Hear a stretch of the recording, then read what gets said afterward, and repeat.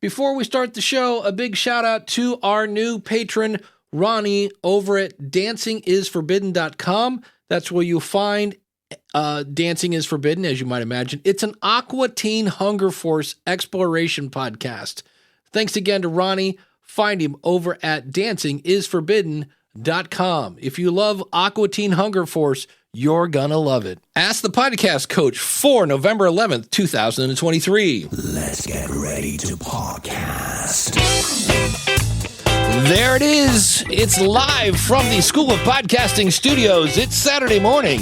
It's time for Ask the Podcast Coach, where you get your podcast questions answered live. I am Dave Jackson from the School of Podcasting.com, and joining me right over there is the one and only Jim Cullison from theaverageguy.tv. Jim, how's it going, buddy?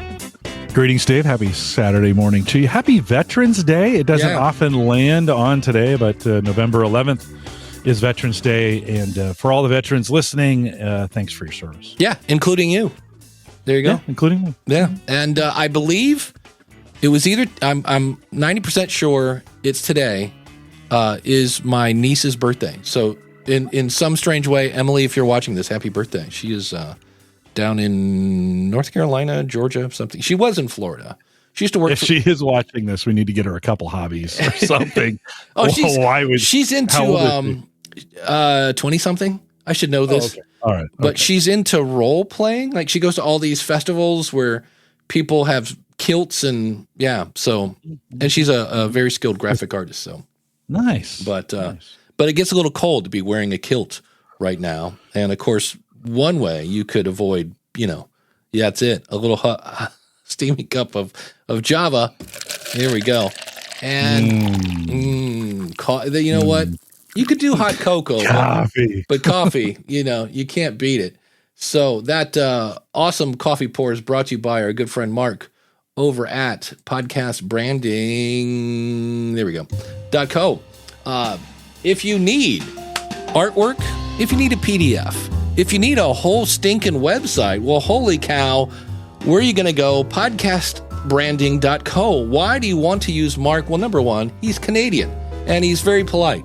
But other than that, he's going to sit down with you one-on-one and make sure that everything is in alignment. He's going to kind of check out the vibe of your show and then create artwork based on your input as well, obviously, to really match what's going on. So everything's in sync, and you're just going to end up with the maximum impact for your audience, because you got to remember, they're going to see you before they hear you. And Mark also is a podcaster. So he's an award-winning graphic artist and he's a podcaster. And so you don't have to explain, well, it's kind of like a radio show, but no. So he's going to get you going in the right direction. You're going to be thrilled with your artwork because he's not going to stop until you're happy. So check him out, podcastbranding.co.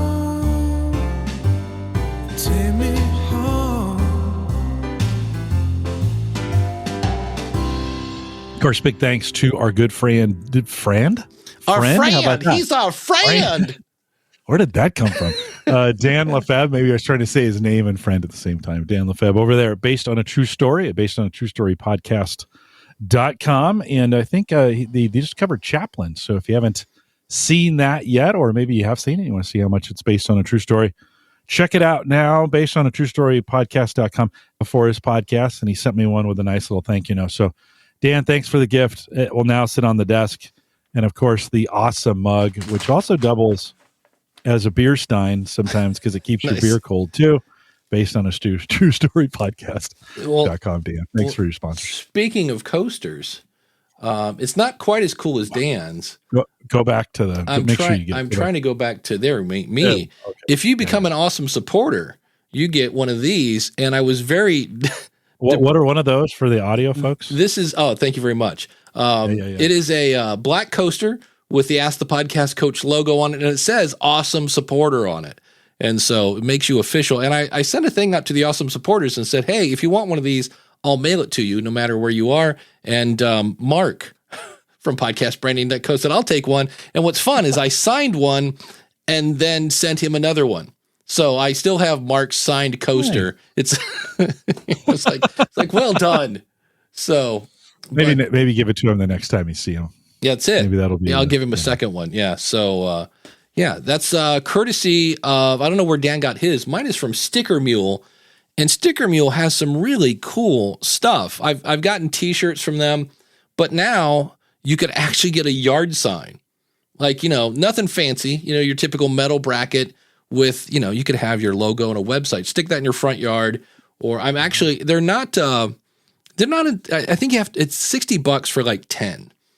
But, if you had a bunch of people, if I was doing a local podcast, which I kind of am, I'm really tempted to order a bunch of these and then go downtown Akron and just akronpodcast.com, just paste them there and see how long it takes for the police to, remove them. There's a documentary called Worst to First, and it talks about Z100 in New York City. They were absolutely the worst station. They were ranked 51st, and they ended up going to the first, like they took over first place. And one of the things they did is they just asked their audience, like, hey, if you make a cardboard sign and put it in your car, I listen to Z100. If we find you, we will give you a T-shirt. And I was like, that's pretty cool. And they said that, like, people were literally like, it's in Brooklyn. Like, you got all these tall buildings, and people would, like, on a sheet just spray paint Z100 and hang it out the window and all sorts of stuff just to get there. And I was like, that's a cool idea. And I was like, oh, that's right. They had sponsors. They had a budget. Because if you start buying $20, $15 T-shirts for everybody, that could get pricey. Yeah, but you could approach a sponsor with that idea and say, hey, look, I'm getting ready to do this. We'll partner with you, and this will get on a T-shirt, and we'll give these T-shirts out. For a national brand, that may work. They may be some restrictions as far as like a U.S. audience only or whatever. But that it'd be a good way to get them to pay for most of it or part of it is say, hey, you're on the back or you're on the front and I'll be on the back, whatever, right? A type deal. Not a bad idea. I like that. Hey, you know how I never say anything nice about Spotify? Not lately anyway. Not lately, yes. Well, it turns out they've done something, and I just checked it out. Spotify, if you're a paid member, now has added tons of audiobooks. Because, we're all dying to read or listen to The Woman in Me by Britney Spears. There was one from Arnold Schwarzenegger. Like, I have to say Schwarzenegger. There's only one Arnold. My favorite is first, it's Arnold doing his Arnold thing. And apparently he has like a He's reading it? He's reading it in his house. And he's like, let me explain up front that, if my pig, he's got a pig and a donkey. And apparently he's living in a barn. And he's like, so if you hear these outside noises, that's what is the pig. And I was like, what? Get out now. Get to the chopper. Yeah, exactly. I was like, so there's something. So, because I this is not available everywhere. I don't know if it's just an Ohio thing. Do you know, Jim, from your library, the ability to check out audiobooks from your library? Oh, for sure. Yeah, because we have a thing here called Hoopla Digital. And I have almost canceled my Audible account multiple times because 9 times out of 10, the book I'm going to use my credit on, because I always have that, is this credit worthy kind of thing going on with Audible? And I'll go over to Hoopla Digital. I'm like, oh, there it is. Like, I just listened to, it's Everybody Has a Podcast But You. And have you ever heard of My Brother and Me? And I can never say their last name right. It's McElroy. Something. McElroy. Yeah. And there's 3 brothers, and they're really, really popular. And they had this audiobook, and I was like going to get it on, I was going to get it on the Audible, and I saw it and I got it for free. They had an interesting thing tying it back to the merchandise thing. And everybody's going to run and do this with Mark, and Mark's going to be like, no. But they said, first of all, pay somebody to make the T-shirt graphic because, you want it to be cool. And I was like, that makes sense. And they said, what you should do is pay the person a decent fee, but then give him a royalty or her a royalty. Oh, yeah. And I was like, that's not a bad idea. They said, because in some cases you'll end up, it said Mark's going to be like, do I get a royalty for every School of Podcasting person that signs up now? But I was like, it's an interesting idea if you want. He goes, and they then took it into if it's one of your audience members. And I was like, ooh, that can make it even better. Now you've got community involvement. You've got somebody that we're assuming is somehow graphic talented and you get kind of an incentive to, hey, here's why you should send in a graphic, because we'll give you some sort of royalty for that. So yeah, it's always worth the ask. They could just say, "Nah, we're not really interested in that." Well, but you could ask and see what they might be interested in doing, or are there other ways to promote both sides on this? You have the eyeballs, and if they are open for the business, then maybe you can strike a deal. Yeah, Daniel's mentioning that Hoopla is also, Overdrive is also Libby. They're all ways to get audiobooks from that. Yep. And then he says, when I managed to get free credits for Audible, I almost never know what to buy since I can get so much of that from the library. Yeah, that's I did see where Henry Winkler, for those of you that are under 30, he was the Fonz. He's got a new audiobook out. So that was the one I went, and that one had a $20 price tag. And I was like, oh, that's one I'll be getting on that. So what we're going to do here, Jim, is it's called Trailergram. Helps you discover and retain new audiences. You can schedule a demo, and what they do is they put your, we advertise your podcast trailer next to relevant content on our reputable publisher ad network consisting of over 10,000 trusted publishers such as Yahoo, CNN, ESPN, People, WebMD, etc. And they have a little picture here on the right where it's People's website, and you got this little button on the right where you can click and play. And I'm like, oh, that's interesting. Okay. And then they talk about you can get push notifications and let people know when you have a new episode out. It's like, well, that sounds interesting. And so then the fun part was when I started looking into this. So first things first, when you get down to the pricing, it's $500 a month for 15,000 trailer plays. So if you go more than that, I guess you got to pay $1,000. And 5,000 push notifications. And I was thinking, So then you get down to the frequently asked questions. And I was like, well, let's see here. So when I said, do all trailer plays show up in my podcast hosting platform? And it says, we use our custom player by utilizing an MP3 file you upload into the Trailergram platform. Since this is a custom MP3 trailer plays do not display in your hosting platform. So, it's not sending people the listens of your episodes resulting from the trailer plays, however, do. So, okay, that's kind of interesting because then they control the original file. I'm like, okay, not a big deal. But when you go down to, if somebody clicks on subscribe to my podcast, do those subscribers show up in my numbers on Apple and Spotify? And the answer is no. No, your Trailergram subscribers are not connected to outside platforms. And you're like, well, when a listener subscribes to my podcast, what data do you collect?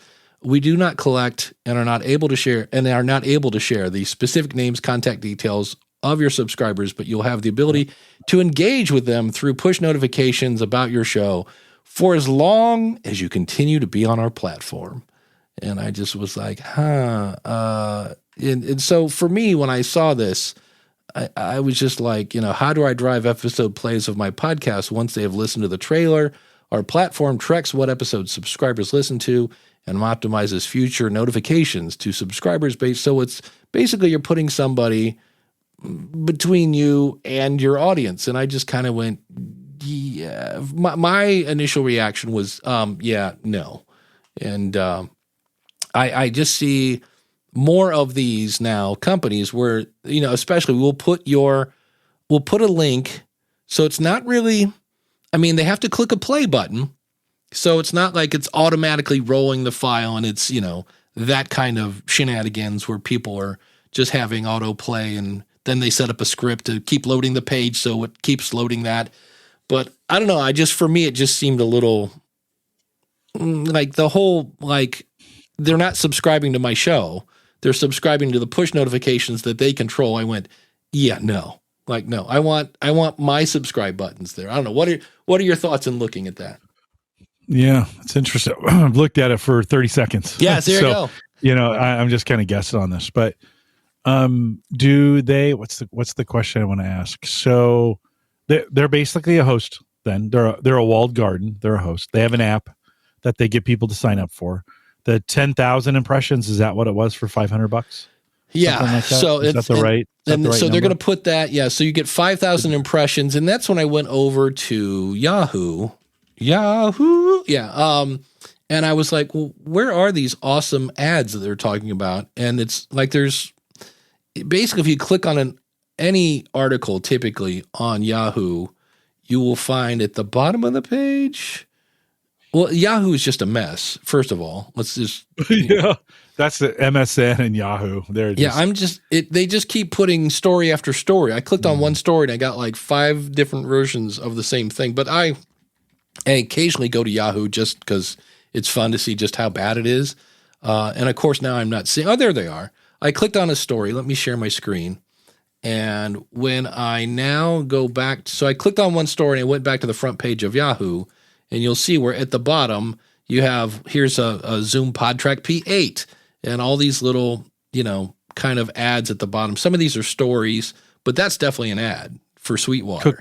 Cookie-based ad, right? Yeah. You were over at Sweetwater. It knows that cookie, and so it's serving. So here's another ad. So again, but my whole point is when I click on this, it's going to automatically start their player. At least that's how other companies that are using the strategy are doing.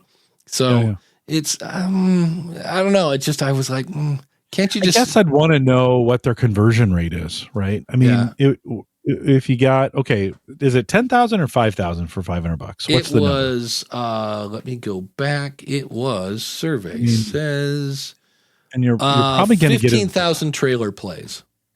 15,000. Okay. And you're probably going to get a pretty small conversion. This is probably not your 3% number. This is probably your 0.5%, maybe if you're lucky number. So 0.5% of 15,000, you're talking under 100 probably. Is it worth $500 to you to have the potential for them to listen to your show? And I'm assuming if the goal is to get them just to listen, well then okay. I mean, if you're willing to pay for that, and your trailer better have your website in it, because you better have you better have some kind. If you want to bring them over, right? If your podcast standing alone is enough. In other words, if you mention things in the podcast, if you tell people how to interact with you, if that whatever your goal is in that. Then I think I wonder how do they handle. I guess they don't have any trouble handling because you're giving them. You're going to upload a version of your podcast to them. Your Does trailer. It need to be ad free? Or they say trailer. Right. This is. Then you're loading. I guess I'm confused. I'd imagine. I guess my confusion was this trailer. So you're just giving them a trailer, and they're playing that trailer in the ad that. Or on Yahoo and People, and I guess I'd want to make sure my audience is in those places too. But is that the way it works? They host the trailer, and then apparently probably through your feed, they get your other episodes. So if somebody listens to the trailer and then they click, because the little picture we had there of it, let me get it just, to me, I'm like, why not? Because I can see where they have little social buttons there. There's a little Facebook and this and that. Like, why not have links to your Apple, Spotify, Amazon? I can talk about that. I had a little oopsie where I did. It was interesting when you do. Sometimes it's fun to take a risk, and so what I did was I asked David Hooper, because he did this really great episode where he shared all this behind the scenes stuff on his interview with Dolly Parton. He got to interview Dolly Parton. And I was listening to it, and I was like, man, it was really so good. It was like a driveway moment to where normally I listen to podcasts. I have a speaker that hangs on my shower rod, and I'm like, I don't even want to, I want to give this my undivided attention because I was really getting sucked into it. And I listened to the whole thing, and I was like, okay, why was that good? And so I kind of went back and took some notes, and I asked Dave, I said, hey, can you come on? I just want to basically do a show with you where I tell you how great your podcast is. And he's like, okay, sounds good to me, And so we did that, and I really wasn't sure if this was going to work or not. And I've had multiple people say that was a really cool episode. So sometimes you might want to try something a little different just to see if it works or not. I knew it wasn't going to be horrible. When I listened back to it, I'm like, is this going to resonate with anybody? Because it's me listening to, like, you tuned in to hear Dave Jackson. Instead, you hear David Hooper, which is not a bad thing. And then you're hearing Dave Jackson comment on David Hooper stuff to David Hooper. So it was this really meta kind of thing. Did you forget to bleep something out too? Yes, that was the fun part. So yeah. The great thing was that he had dropped an F-bomb, and then he bleeped it out. And I was like, that was a great use of a bleep, because we all know what he really said. We heard the f of that. And then I said the word, and I bleeped myself out. And then later, about a minute and a half later, I said it again and totally forgot about it. And this, the question is, somebody's, they're using Wi-Fi, and they are, let's do here with the aerial shot of Dave. They're using Wi-Fi, but they're not getting great connection. They're kind of, it's not great. And they're like, and they said, I see where they make these Wi-Fi boosters. And he thought, do those like really work? And so I thought, hey, that sounds like a great question. And now, he's been waiting for this. It's time for Jim to get his nerd on.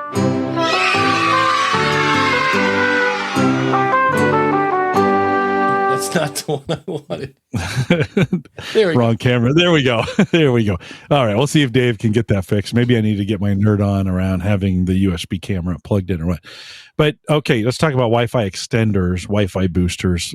There's a difference between the two, but for this argument, let's just talk about, how do you get Wi-Fi? How do you extend Wi-Fi to a section of your house or to a spot, a location on your property that you may not run wired service to? As an example, I have a shed on the back of my property that I use for things other than the shed that I want to be out there for. I got a computer out there. I want to get Wi-Fi out there, but I don't want to dig a trench to run a wire out there. The home Wi-Fi that I use doesn't quite have the range to reach all the way out to the shed.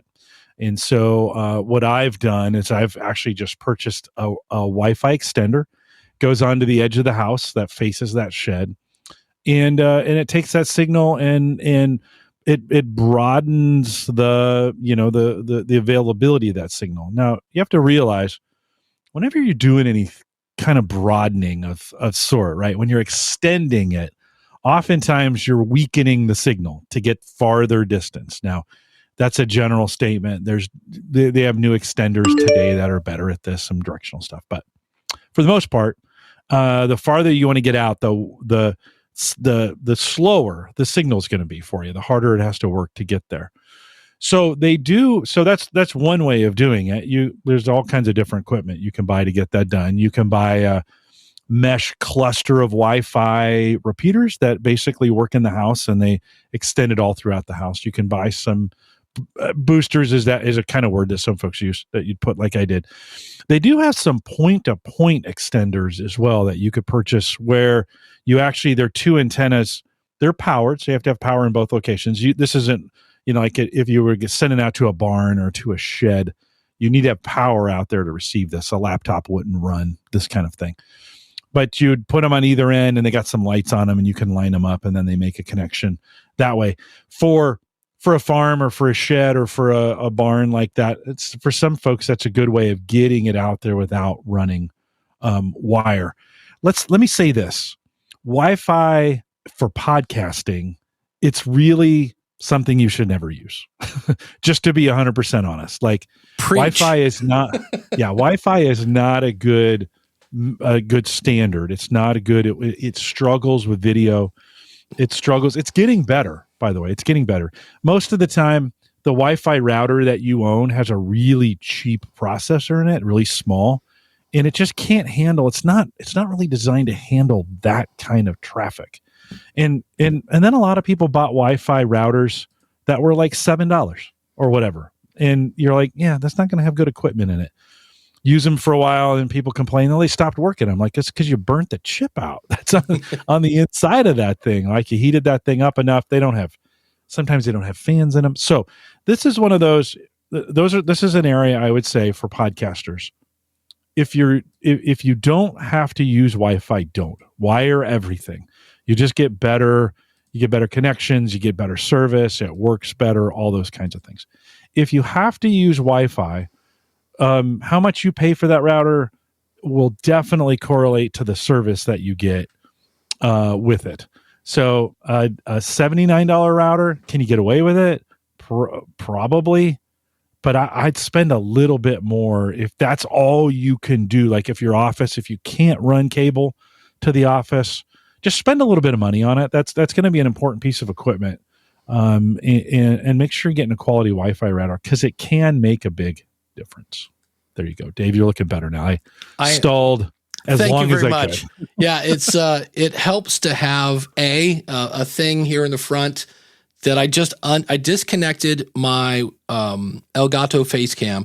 I have these quick lock things on my that basically I just undid it, screwed it onto the bottom of I have a claw of some sort that can hold a phone. And so I just screwed it into the bottom of that, snapped it back in place, and I was like, okay. You get a much wider view of the studio than I wish, but that's all right. And through all this excitement, you know what we forgot to do? I was like, oh, holy cow. We have an absolutely very cool instance of, you guessed it, we have a new awesome supporter. We forgot to say this at the top of the show. It is, let me go back here a little bit, Ronnie from Dancing is Forbidden. You can find him at dancingisforbidden.com. And for the record, I'm going to add this in post. I'm going to say that at the beginning of the show as well. So he'll get a couple mentions here. But have you ever heard of Aqua Teen Hunger Force? Jim? Sorry, I was doing something else. And I think the echo thing is going on with us right now. There we go. Now you're done. There we go. But yes, so it's he's a new awesome supporter, an Aqua Teen Hunger Force exploration. So apparently Aqua Teen Hunger Force is some sort of television show that I've never heard of. It's a cartoon. It looked kind of interesting. And if you're like, oh my gosh, somebody else listens to Aqua Teen Hunger Force besides me, yes, his name is Ronnie, and you can find him at dancingisforbidden.com. So we'll thank our awesome supporters a little later as well. But it just dawned on me. I was like, hey, in the process of being all excited and getting going and that whole 9 yards, I'm like, oh yeah, I changed the intro a little and was going to go into that, and then just went right back into here's Jim Cullison. And I was like, oh, I forgot to mention Ronnie. How shame on me. So, well, it's always appreciated when we get a new supporter. Yeah, always fun. So, Todd the Gator, thanks for that. The feedback on the out there. He did. Jeremy did say he's using. He sends Ethernet over. He's got a converter that'll send Ethernet over coax in his house. Uses it for far-reaching access points. And that's a way that there's some ways. They also have some extenders you can plug into power outlets. I've seen that. It'll take it routed across the power. There's some things your power needs to be. It all needs to be on the same circuit, and some of those kinds of things to work. They're okay. Those kinds of things are okay. Nothing beats running direct Cat 6E direct. Yeah, it's complicated. That's the problem. That running Ethernet cable is not DIY for most people. It's twisted pairs, and they all got to be in the right order, and the ends are difficult to get put together, and it's just not easy. Yeah, you can buy 100-foot section of it and run it in the house and some of those kinds of things. I know of some individuals who ran, when they were building the house, they just put in the closets, they just put PVC. They built PVC pipe from the basement to the top of the house in several places so that they could just run stuff up if they needed to, slide it up, run it through the attic and then down into rooms and such like that. And then save their bacon a couple times. So that's a little more, Wi-Fi is a little less DIY than it should be. It should not be as hard as it is in some cases. It's not hard to buy the router, set it up, plug it in and turn it on. But good heavens, setting up a a network, Yeah. getting all the things assigned to it, securing it so that, your neighbors aren't using it, some of that kind of stuff. That's still technology we haven't really made easy yet, I think. I have Google's whatever router kind of thingamabob. They made it pretty easy. And what I love about it, and Amazon's making things a little easier too, where if you set up like a Fire Stick on your Wi-Fi or whatever, and you buy a second, Fire Stick for the bedroom, it kind of it's like, oh, well, we've seen this information before, and just grabs it. I was like, that's almost too easy. Yeah. So. Yeah, it does. Yeah, you can store through Amazon. You can store your Wi-Fi. Yeah. It's secure, sort of. Kind of. Yeah. You can, and so then when other devices connect, this was their solution, right? Because they were going to get an Echo in every home, not every home, every room. And so if you had to go on one of those devices and put in the network password that you have, I mean, mine is gigantic. And it's a phrase and it's got numbers and letters, and it's, on a remote, that's super hard. If they can say, hey, you're connecting to this Amazon account, we have this saved as your Wi-Fi.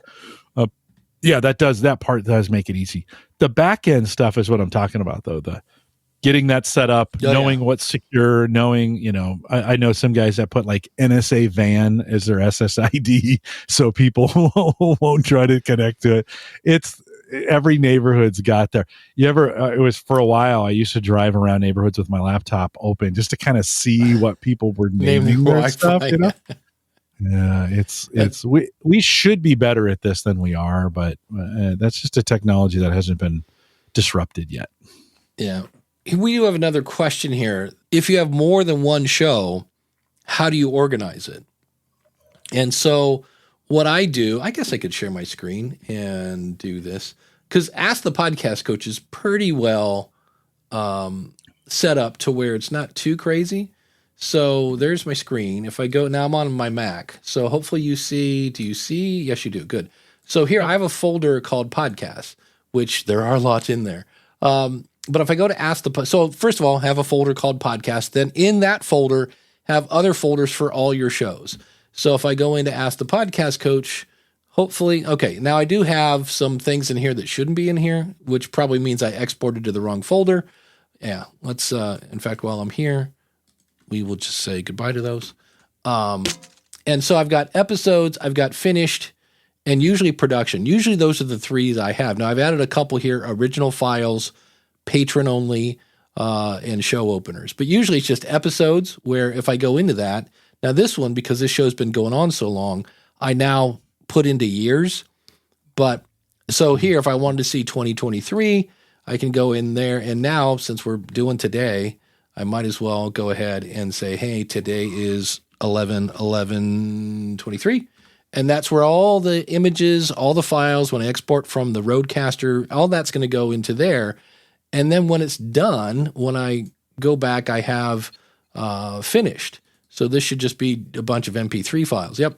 So this is all, and you can see where I have them somewhat dated, so I can kind of tell what's what and what the episode is, et cetera, et cetera. So just have a folder. And this way, what you do by having folders is you don't end up with a file named Ask the Podcast Coach, November 11th, 2023, and then whatever the title of the show is. So that's how I do that. The production folder is simply everything that I need to make an episode. So you'll see here's Ask the Podcast Coach intro. I have thrown in there's David Lee Roth. These are all the sounds that are on the sound pad. Here's the High LPR 40. So it's just with folders that you do that. Then the other thing I just started doing is using Apple Notes. I did an episode on this, on how do you organize stuff. So you can see there's the question, how do you do that? Here's the Wi-Fi booster. And so I've got a folder over here called Podcasts. And then, so here's one for Akron Podcasts and Podcast Rodeo Show. And then you can have subfolders. So I've got a Podcast Rodeo folder, and then I have an episode or a folder called Finished, which has the one episode. So the thing I love about this, if you're on a Mac, of course, is it synchronizes on your phone, on your tablets, and on your computer. If you're on a PC, you can still get this via iCloud. But I'm organizing my stuff here in Apple Notes, where I used to use Evernote, and I think I'm going to actually cancel my Evernote because Evernote kind of wants you to use them like a library, and I use, Dropbox and MediaFire and things like that for storing files. So that's how I organize my stuff. And as always, I think we all have our own little styles and things like that. When you're at work with your Gallup stuff, are you in charge of the files, or are you just the talent? You just show up with No, in charge of both for the most part.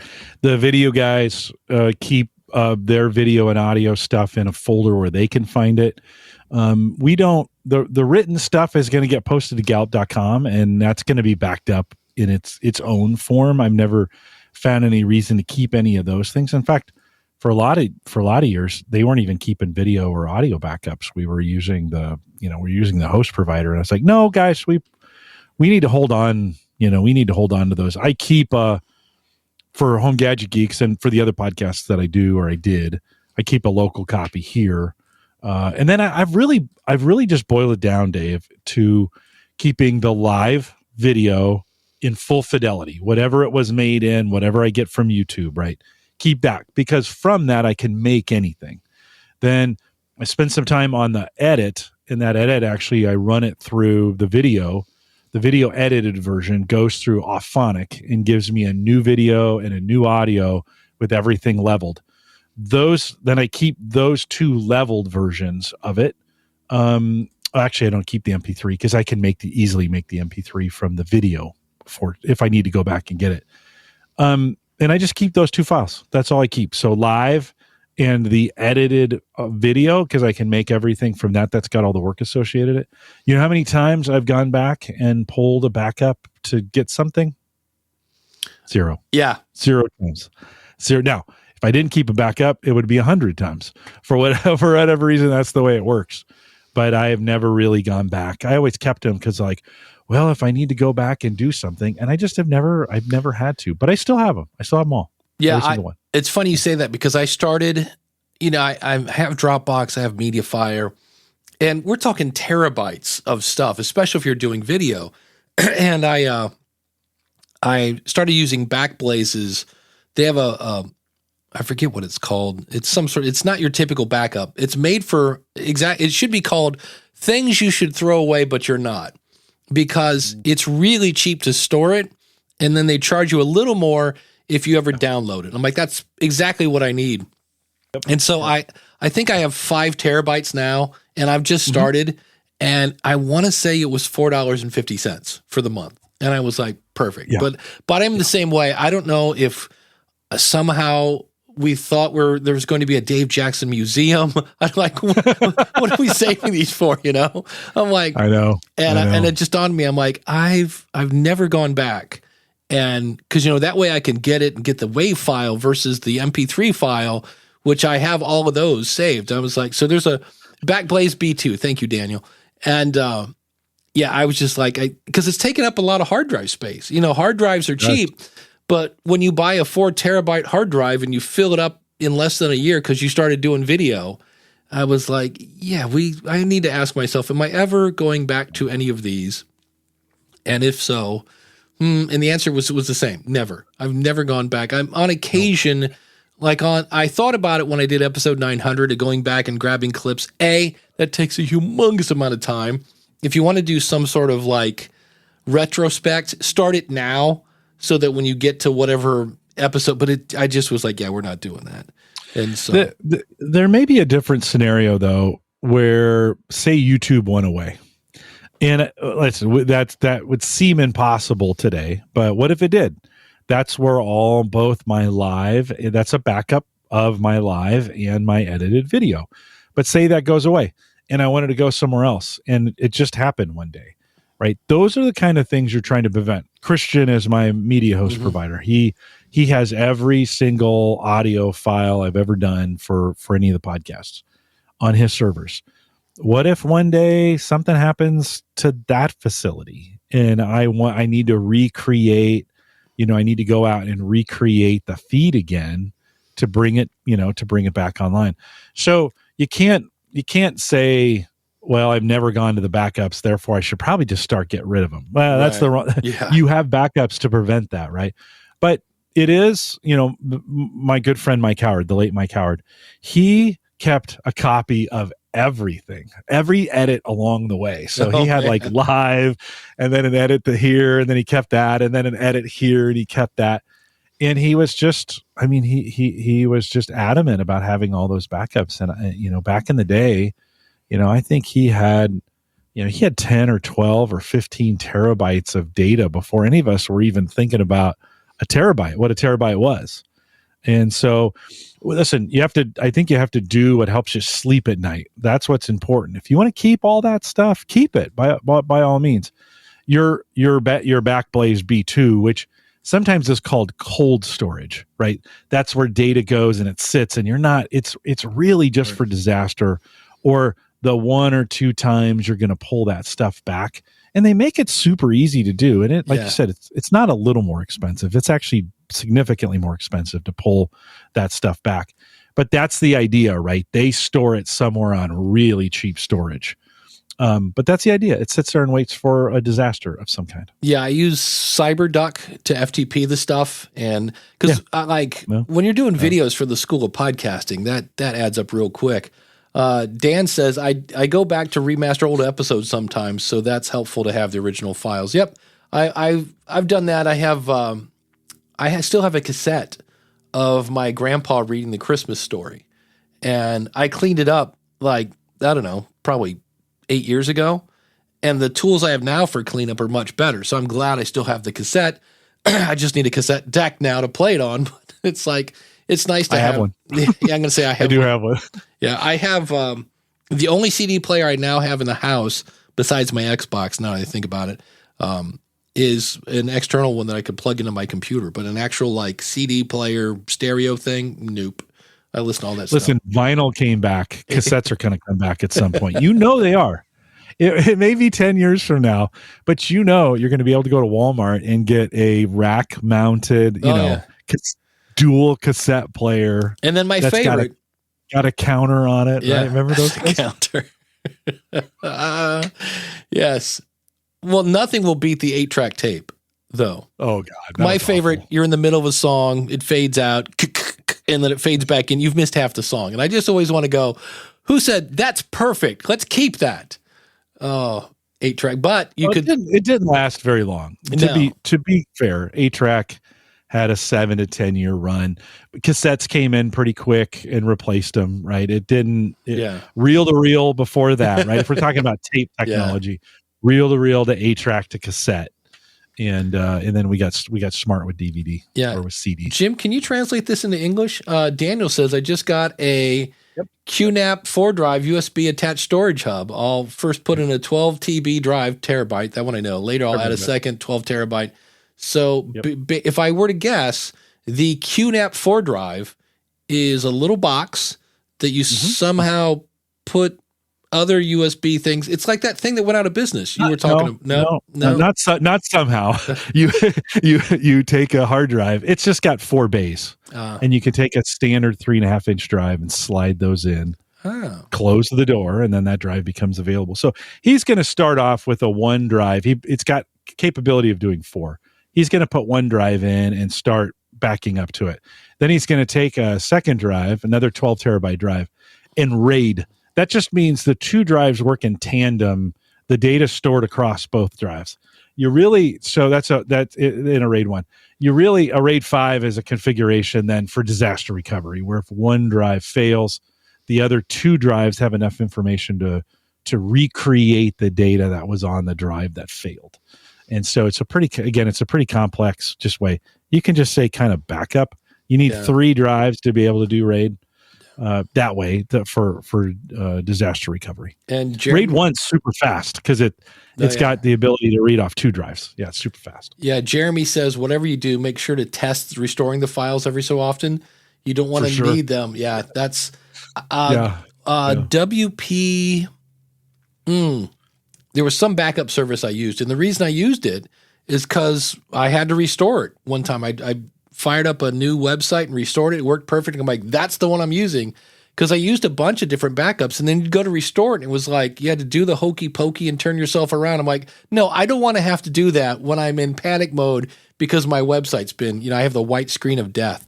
So that's always fun. Well, we really, with Windows, we really went through 2 phases of thinking about the way we backed up. One was, well, like you think, okay, my computer went down. I want to take the hard drive out, put a new hard drive in, and I'm going to restore it to the exact condition it was the last time I backed it up, right? And Windows got so big and bulky, and Mac is kind of this way too, to be honest. They got so big and bulky, we kind of started shifting to, okay, and then hard drive availability, off-site NAS devices, or not off-site, but NAS devices, separate networking structures, or now the cloud got so prevalent that we started thinking, you know what, just let's keep our data separate from our operating system. And if Windows ever goes bad or whatever, I'll just reinstall Windows and then bring the data that I need back, right? Set some things back up. But in the Windows world, recovering from a backup is still kind of hard. Like it's not a fun thing. I got to the point I was doing it so much, I was like, I'm gonna reinstall and never customize anything. Like it's going to stay. It drives and I do that with everything, with my phone, with everything. And it drives my daughter crazy. She's like, Dad, you still have the screen that came out of the box on your iPhone. And I'm like, yeah, I kind of do, but it's for backup and recovery. Right now, as soon as I started doing that, I never lost anything again. Right. It's that kind of thing you do. But, yeah, I just don't customize. I just realized what this is. It's like what is that? Well, that's supposed to be an air horn, but it's not. Okay. Nothing's working today. I was going to say it's the extended dance version of Jim Gets His Nerd On. Oh, yeah. Yeah, a lot of geek topics today. I think somebody said there we go. Times 2. There we go. Yeah. I was like, what the heck? Well, but listen, Dave, these things. Backs up important. Yeah. And we're coming to the end of the year. And it's an important time to think about these things, right? Of do my backups work, right? Am I storing them the way that I want to? Have I checked my subscriptions? Am I still using my Office or my Microsoft 365, I think is what it's called now, subscription just renewed today, actually. And you're like, oh, do I still need that? Kind of thing. Do I need to go in and set that to expire if I'm not using it? So this is a good time of the year to start thinking through those things. We get into the holidays, maybe have a little extra time. Check those things out. Well, what I noticed was my fairly new, little baby Mac kept giving me the beach ball. And I was like, why? And I looked up and I'm like, oh, my hard drive's almost full. That's why I was like, all right, we need to get this stuff. Your backup hard drive or the hard drive on the mini? In the computer, yeah. Because when I make videos, I put them there because for some reason, sometimes making videos, you don't want to export to an external hard drive. They always say don't do that in Camtasia. So I do that and then I copy and paste it. And it was like, but we do. Are you putting things in the trash? So hold on, before you transition, are you putting things in the trash that you're not deleting? On Mac, it's super easy to say move to the trash. And then you kind of forget, and that trash space is taking up space. Yeah, I always empty the trash, and then I double check that. I'll triple check to make sure that whatever I just moved to the cloud is in the cloud, and then I empty the trash. So, but we do have fun things going on today. Today is Jason Bryant's first 15-year podiversary. He says, now I'm at approximately 3,170 episodes and have hosted, edited, or produced 42 different podcast shows. So that's pretty amazing. And I had it right here, and it just went away because you deserve one of, forget it. Here it is, these. Whoa! Whoa! There you go. We do want to thank our awesome supporters. We talked about Ronnie earlier. He is the Spotlight Supporter of the Week. But if we go back to the beginning, you can be an awesome supporter by going to askthepodcastcoach.com/awesome. You could be as cool as Ronnie. We're on our road to 40 supporters here. And this show is brought to you by theschoolofpodcasting.com, where you get courses, coaching, and community, and unlimited one-on-one coaching. I had someone yesterday on a LinkedIn chat. They're like, wait, how is that possible? And I'm like, don't question it. Just, yes, I do that. I'm like, no wife, no kids. That's how it's possible. And we run on Podpage, If you want to check out Podpage, go to trypodpage.com. If you're already on Podpage and you want to know more, check out learnpodpage.com. That'll take you there. And if you need more Jim Collison, and who doesn't, go over to the average guy. He's the balloon king. So funny. TheAverageGuy.tv, or just go to homegadgetgeeks.com. That'll take you there as well. And ask the podcast coach. And for the record, the locking up of the camera today, I don't believe that's not an Ecamm problem. I'm not blaming Ecamm. I'm blaming the in this case the Elgato camera hub is what locked up, not Ecamm. Because obviously I'm not locked up now. I mean, luckily I just had my phone here, so that worked out. But if you want to check out Ecamm, askthepodcastcoach.com/Ecamm.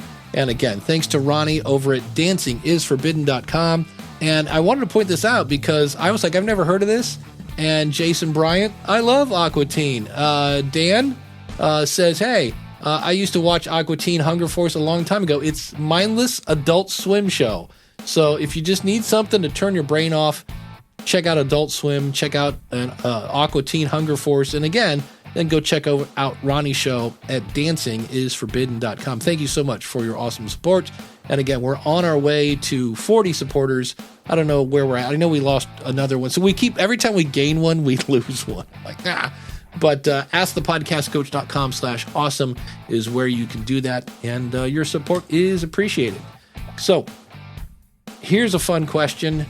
I've seen a couple of people doing something different with this, and I was like, that's a good idea. And that is, I wish listeners could comment on episodes or like or dislike them. I understand why they can't. I haven't received much feedback via Twitter or Facebook.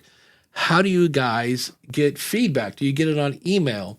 And there are a couple things I've seen people do. One person set up their own Discord server, which to me, every time I go into Discord, it just looks like an Atari video game from like 1982. That I'm like, oh my, you got to be kidding me. But you hear old Journey songs playing in the background. That's it. And I'm always like, is that Tron? Is that a Tron image there? And so, but if your audience is into Discord or Mastodon or wherever you want it, you can set up your own community and then put a link in the show notes like, hey, to continue the conversation, click on this link. So I have seen people do that. And I think it was, it might have been Podcasting 2.0 that took you to a Mastodon server. So if there's a place like, I think Todd the Gator has one for his video game. I think he has a Discord server, if I remember right. And so you could do it that way. It just makes it easier to get to it as opposed to find my, Mastodon server or whatever. If you got a direct link to that, that makes it easier. Back in the day, people used to leave comments on WordPress. And the only people that leave comments on my WordPress now are people that are promoting some sort of boner pill in China. And I'm like, okay, and you're spam as well. So do you get a lot of feedback on your Gallup shows or? Oh, yeah. Yeah.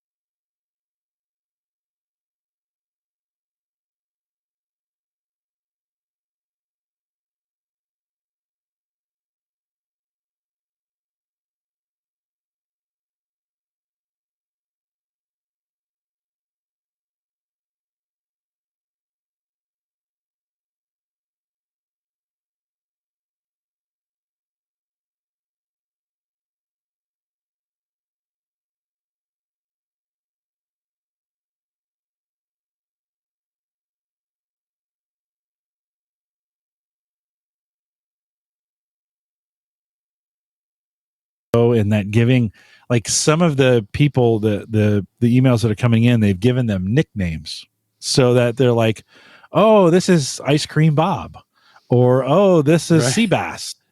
And they actually become characters in the future as they're referring to things.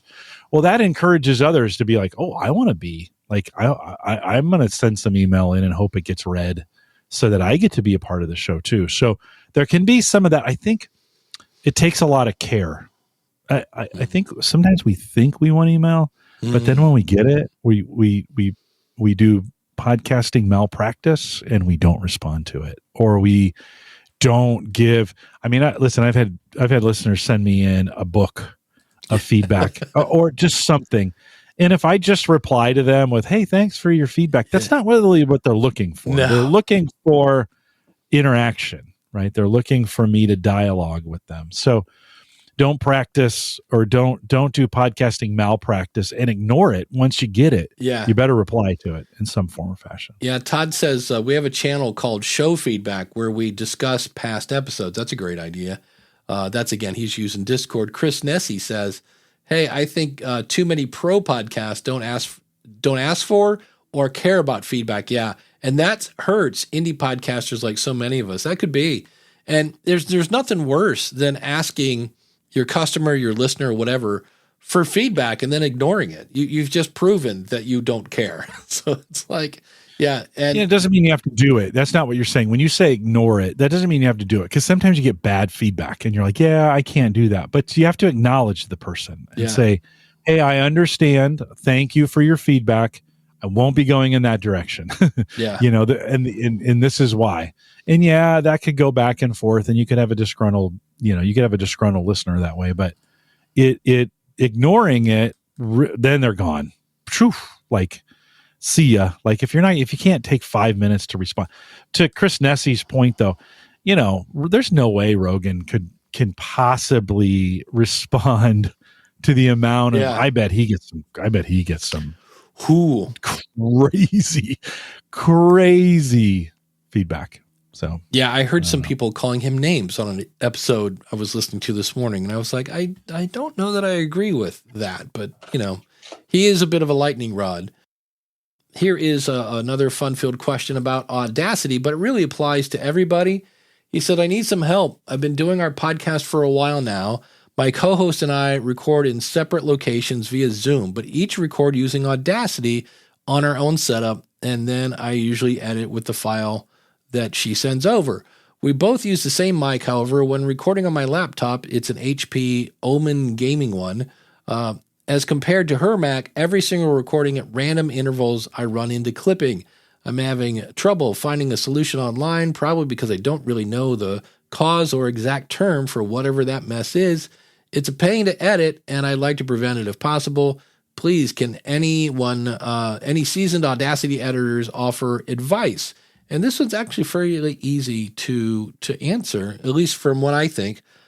It's when you're in Audacity, you choose your mic input, and then you'll get.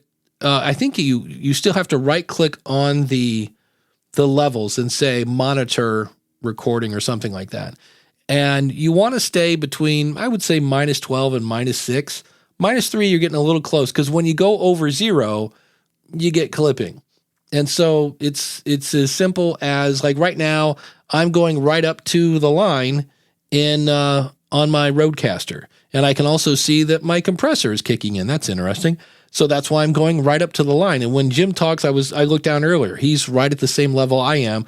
But what's interesting is Jim's voice is, I don't know what you would call it. It's more dense in a way, in the fact that it's like there's more chocolatey goodness. Like, it's the same level, but it projects more. So there are times when if I just mixed our episodes via meters, like, Jim sounds much louder than I am. And so I have to kind of go in and go, wait a minute, like, Jim's blowing my head off here. And I'm like, I just have to back him down. And even though the meter says he's not as loud, in the end, he is. And I think it's just because you have the soothing. I think I have more bass. Yeah. I have more bass than you. Yeah. Yeah. So I think that's the way it works out. I'd recommend they get a audio interface, and if he's recording directly into that HP, that's not a good. I mean, even some of the inexpensive audio interfaces where he can get a real sound of what he's sounding like back in his ears, so he knows for sure. I mean, so much of our voice control. I've done this at work on the headset right here, where I've screamed into it. Yeah, I'm going to clip. Yeah, right. That's it's gonna happen. But I can hear myself doing that and say, oh, okay, I probably should back this down, because I can change the level I'm speaking right now. I can get a little quieter for you if I thought I was maybe, so I think on that, my advice to him would be throw an audio interface, any of them, PreSonus or Focusrite, or Behringer makes an inexpensive one. I have a Motu. Any of those would work. Would be a really good upgrade to make for your audio. Behringer is or Behringer, however you pronounce it. They've been really quiet. Remember when everybody was using Behringer stuff, and then Mackie now, Tascam, Rode all have podcast specific stuff. And to the best of my knowledge, I don't think there's there's no Rode version, like a Rodecaster from Behringer. I don't know if they just said, never mind or what, but yeah, they got quiet. I haven't seen anything new from them in a while either. Hey, on that computer, one more thing on that HP computer, it may be old, and it may just be not working. That could be a hard drive that's struggling. He could have something loaded on there that is taking up full CPU utilization during those times. And audio does not take a lot to process, but if your PC goes to 100%, it's going to do some things on the hard drive, and it's going to on your audio. You're going to hear it. So just checking utilization while you're recording, probably a smart thing to do too. Lots of good tech questions. Yeah. I love that. And this needs to be every week. More tech. DR says, I sometimes use Clip Fix under Effects and Audacity. Yep. So there you go. Yep. Another, I don't know if this is a technical question. When I sent, this is under the overthinking part 6 that we're on now. When I send a newsletter that promotes our podcast on the day that the podcast gets released, should a weekly newsletter be sent out on the day the podcast gets released, or a few days later? I want to have more longevity with the podcast and make sure it gets listens outside of the day it's released. But I also don't know how the rankings work. Is it better to do hard push on the episode the day it goes out? And this is where I think, to me, I see here where he says, I'm looking to get more listens besides the day it's released. Well, then I would push the newsletter. Like if I publish on Monday, Wednesday or Thursday, I'm going to do the newsletter if you want to see that. But the rankings work on, if you go to Apple, the rankings are not based on the whole ratings and reviews. They're based on how far people listen, which means it has to be good. How many people actually listened. It's if you go, I need to find that link, but they explain how, not exactly, because if they say exactly how the rankings work, well, then everyone will game them. But they've basically hinted hey, the longer people listen, that's good, because they want to promote good things. And then how many people actually listen. So, but any thoughts on newsletter publishing kind of stuff? Like you said, if I published on a Monday, I would do the newsletter on Wednesday. I'd give it a couple days in between. There's going to be, you're going to publish it, and then some alerts are going to go out. It's going to show up in people's podcast feed. And then your chances of someone seeing a newsletter on Monday is significantly less than if they see it on a Wednesday. Do not send newsletters on Fridays. Do not do it. Do not stop go. Do not pass go. Do not collect $200, which would be $2,000 with inflation. But I like the Monday publish, Wednesday, and then I don't know. Maybe your audience is a little bit different. Vary it. You could do Tuesday and Thursday, but just stay away from Monday and Friday for newsletters. It's just they get lost. I get a gazillion of them on Mondays. And then the ones on Friday, I am so not thinking about. I am delete, just trying to get to the weekend for sure. Yeah. Coach Dave is saying, Am I using Dropbox? Did I move away from Podcast Studio? I didn't move away from Podcast Studio, but I kind of am. Not that there's anything wrong with it. All I was using it for, like, that's like a Ferrari, and I was using it to drive down the street. All I need is something to capture my notes. So I'm using Apple Notes. I really like Apple Notes. It's super simple. So speaking of that, here's one more. The title of this post in Reddit was, if I can get my mouse to work, there we go. I was a guest on a podcast. What should I do about existing social media? So this one I found a little disturbing in a way, or just like, hey, you ought to know this. As the title says, I was recently a guest on a podcast, both audio and visual, talking about some personal struggles. I was asked for filming. I asked after filming was done if there was any links, social media accounts that I wanted to be added. So they said, hey, what's your social? We'll add it. Along with a few organizations, I figured I might want to include my Instagram, but due to the nature of social media in general, I'm not sure what the safest way to do this would be. Should I, A, change my Instagram username? Currently, it's my full legal name. Changing it would help me feel better if people look. Or should I just keep my Instagram username as is, but keep my account on private? Should I create a new separate Instagram using a new email and everything? My goal isn't to gain followers or anything from this. I'm just overall nervous about people seeing the video and then finding me online. This is all new to me, and I want to be safe and still maintain a sense of privacy, I guess. Thank you in advance to anyone who is willing to help and offer some advice. And so the first thing for me, I felt bad because I just wanted to go, well, here's one way to not have people find out your personal stuff that you didn't want them to find. Don't talk about it on a podcast. And if you are going to talk about it on a podcast, the internet writes in ink, and getting rid of that is so, and it's almost, he's trying to now put the genie back in the bottle because he's got that one episode out there. So either A, you ask the person to take it down, and I had somebody this week, I reviewed their show. They asked me to review their show on the Podcast Rodeo show. And there were some things that were good and there were a lot that weren't. And they kind of said, any chance you could pull that down? And I said, sure. I'm like, life's too short. And so, some people will pull it down, some people won't.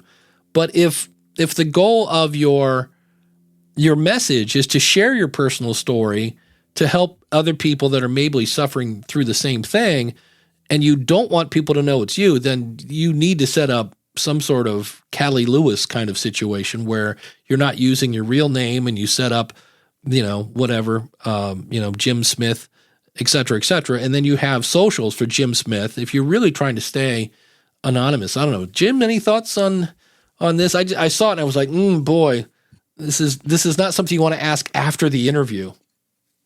If you want privacy, stay off the internet. Yeah. Like, sorry, I hate to be that callous about it, but you're right. The cat's out of the bag, and all that stuff can be found. It's not hard.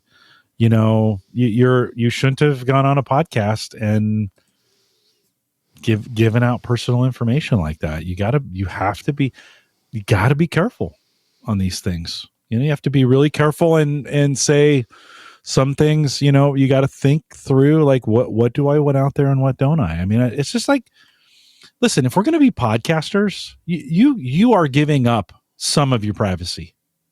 You just are. Yeah. It's, I don't personally understand podcasters who say, or people who want to be famous, but they don't want any of the negative stuff that comes with it. Right. You're like, no. You are, by doing this, you are voluntarily giving up some of your privacy. And some people say, well, I don't like that. And I say, well, then you probably shouldn't be a public figure, because you are.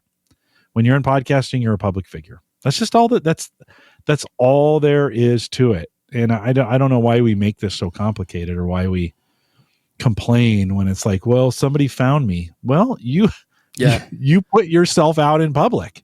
Well, that's like every time a celebrity's like, hey, somebody hacked my phone and now my boobs are all over the internet. Well, here's a novel idea. Maybe not send your boyfriend pictures of your boobs. You know what I mean? If you put it out there, they're going to find it. And if you're famous, more people are going to be looking for it. No. So, yeah. And the more famous you get, the worse it is. So, you're this illusion of privacy. See, somebody who should chime in, SP, right? Stargate Pioneer. It's impossible to podcast anonymously today. Yeah, I'm sure if we really wanted to stalk SP, we could, but it's a little tricky. So it's really hard. And it's very, very hard. If you're a female doing video, I strongly suggest using a different name. And if people go, why? It's very simple. Guys are creepy. Yeah. The other thing I thought I would share is I got a very stern note, and to their credit, they didn't ban me again. I got a thing from Amazon saying, hey, you're breaking our terms again, because I use Switchy, which is this link shortener. Well, per Amazon's terms of service, you can't make it look like it's going to someplace else if it's going to Amazon. It has to be an Amazon link. And so they were very nice. I said, hey, hold on. So I went back and put the actual raw Amazon link on some stuff. And they're like, okay, cool. Because I would log into my Amazon account. It's like, you are being a naughty boy. And I'm like, ooh, hold on. So I found this tool, and I know a few people that are using this, called Genius. And what's really cool about it is you go in and you put your, like, whatever your Amazon little identifier in. And then if you have other affiliate programs, and they have a bunch in here that you can pick from, like here's the Sony ZV-E10. And if I take this link and go to that, it now says, hey, here's the Sony ZV-E10. So we're looking at a page, and at the top, it's got a picture of the camera, and then it's got buttons to Amazon, B&H, and Best Buy. And it says, hey, note, commissions may be earned from using this link above. And so, and they have even an affiliate disclosure at the bottom. Then you get all sorts of, now I just started using this, so I don't really have any reports. But if I did, I could see, and you can set up like groups and all sorts of stuff. So this was pretty cool. And I'm going to use Switchy for all other fun stuff, but I can go in here, I think under affiliates. This is where I didn't even realize that Best Buy had an affiliate program. There's one for Apple and all sorts of other places. So, and in some cases, they'll put a link and you can go over and sign up and et cetera, et cetera. So if you're doing any kind of affiliate marketing, they say by making these pages where people can choose, you actually end up getting more affiliate stuff, because before, somebody like, oh, he sent me to Amazon. I don't do Amazon. I do B&H. And now that person can click that link and you'll get credit for it. So, and the beauty of it is it's $6 a month, which this is one of those things, if I do the math, like, okay, if the affiliate program is paying me 4%, what is 4%? Like how much do I have to earn in affiliate income to pay for the $6? But I'll put, DR says, can you put a link to that in the chat room? Yes. And the link I put in, actually, they don't have an affiliate program. They have a referral program. And if somebody uses my link, which I believe right now is supportthishow.com/genius, I get credit for that. And then that goes towards my $6 bill. So, but I just thought that was pretty cool. And I saw where Bandrio was using it and a few other people. And I was like, oh, interesting. So I dug into it, and now it's a matter of it's really easy in Switchy to go find me anything that has AMZ in the link, and I'm taking those and putting them into this. So I didn't see yet that Sweetwater is in the Genius kind of platform, because that's really the one I typically send people to. But which is weird, because some of those people are on impact.com, which is an affiliate directory that Sweetwater uses. So I'm going to kind of see if I can't marry those two together, then I could use that for that. But affiliate marketing can, just like we talked about, we've talked about ads and all sorts of other things. If you get the right product and the right audience, that can sometimes pay off. So I'll be interested to do it. They do have a 14-day trial, so I'm still on the trial at this point. So you never know. I should go back. I dropped my Amazon account. There was too many shenanigans and too much. It's put me in a different, taxes you got to account for. And it's like, I don't need it. Well, now that Patreon is around, I'm doing the full self-employment taxes, and my wife just changed jobs, and it looks like she'll be doing some contracting work, and so that means I'm going to have to do the full tax. I might as well Right. reapply at Amazon, and because I probably do enough links, it would make a difference. Jim, what is coming up on the averageguy.tv? Yeah, Ed Sullivan from Sonic Cupcake. Yeah. He's a supporter here. Ed show is on. You might think Ed and I kind of talk about cigars from time to time. Not one mention of them. Ed actually did a remote podcast event. Big tent, lots of people, lots of technology went into it. So if you're a podcaster and you're thinking about doing a remote event, he got there only to find out they probably weren't going to have enough power to support all the things that he needed to do. So he picked up some of those, like a Jackery generator, solar generator to use as backup, and worked really well for him. So we spent some time talking about that. Plus there's a new, let's see if I can pull it up in time here. There's a new device coming out. I can't. You'll have to go out. You have to check it out. There's a new handheld camera. It's got a 1-inch sensor that is super cool that he demos on the show. You can check it out. It's posted right now, homegadgetgeeks.com. Nice. On the School of Podcasting, it's one of those hodgepodge kind of episodes. I talk about two kind of weird looking services, and people are doing some weird things, especially if you're doing interviews, that I was like, hey, that's not normal. So if somebody's asking you to rate and review and share and all this stuff before you come on the show, that's a little weird. And then there was a great article by Tom Webster he's talking about how we need to learn how to promote podcasting, just the whole podcasting in general, better than we are. So that will be, of course, a Monday on the School of Podcasting. It's so weird because it's almost done. Usually I do that on Sundays. So that is coming up as well. And then in the future, I'll have a LinkedIn guy. Expert came on and told me a bunch of stuff that I really didn't want to hear. I was like, really? I've been doing it wrong all this time. Awesome. So thanks to everyone in the chat room and to Mark and Dan for your sponsorship. And I know it sounds like we're leaving, but we're not. But be sure to like, subscribe, and smash the bell.